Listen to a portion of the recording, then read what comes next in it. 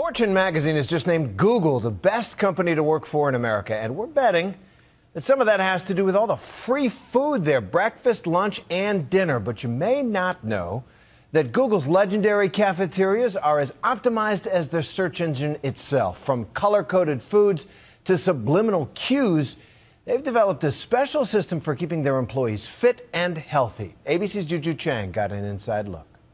It's lunchtime at the Google office in Manhattan, a place that defines free food, all you can eat, 24/7. I'd like to show you the salad bar. Okay. Ashley Moak is a happy Googler who wants to show me around.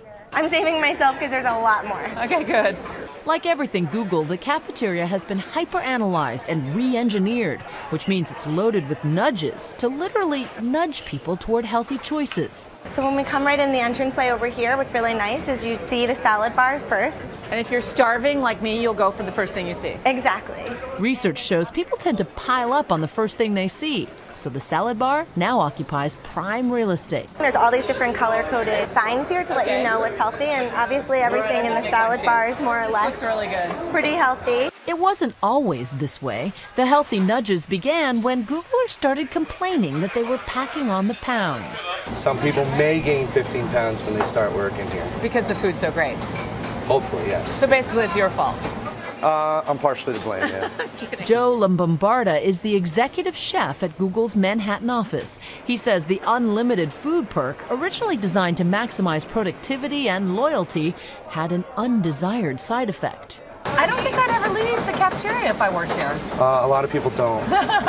So now, smaller plates and takeout containers nudge you to take smaller portions. No one wants to be seen with too much on their plate. I'm only halfway through the food station and my plate is full. Naughty desserts aren't taken away, they're just placed way in the back. Scarlet labels shout out that these calories count. But they're offered in small, bite-sized servings, enough to satisfy a craving, but not a diet buster. Do you design with a certain size or calorie or bite count in mind? Yes, we try and keep it small. Let them have that beautiful, delicious dessert, but not gorge on it. It's behavioral economics, decision science. Jennifer Kurkowski heads a department at Google called People Analytics. She crunched the numbers and then overhauled how food was presented. These micro kitchens were famous for tempting junk food dispensers. This is where the M&Ms used to be. And you can imagine, you come up here, you pull this handle, and you get A lot of love. yes. But just swapping out cereal for the chocolate made a huge impact. We found that when we moved the M&Ms from those gravity bins to these containers, didn't take them away, everything's still there. In 7 weeks, New York Googlers consumed 3.1 million fewer calories from M&Ms. Yes, 3.1 million fewer calories from M&Ms, just because you have to look for them. People like to know their numbers at Google. We're a bit of a data-driven company.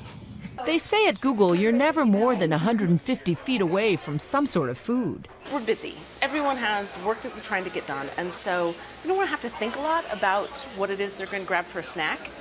So let's make the thing that people default to the healthiest one possible. The drink selection was also ripe for behavior modification. There are sodas here, but it's not the first thing you see. What you see at eye level right here is the water. Aha. And you have to hunt for the soda. We put all of the water bottles up, and we found that Googlers consume 47% more water when the bottles were right there and they could just grab it. Sophia Bushman gained more than the Google 15. The candy was very alluring. And free-flowing. And free-flowing, literally free-flowing. We had these From the pull-down gravity machines. bins. Yeah, they were dangerous. Now, like most Googlers, she says she's grateful for the nudges. Once they moved the M&Ms, did you eat less M&Ms? Absolutely. Ate less candy, ate less, sort of chips or any sort of the salty snacks.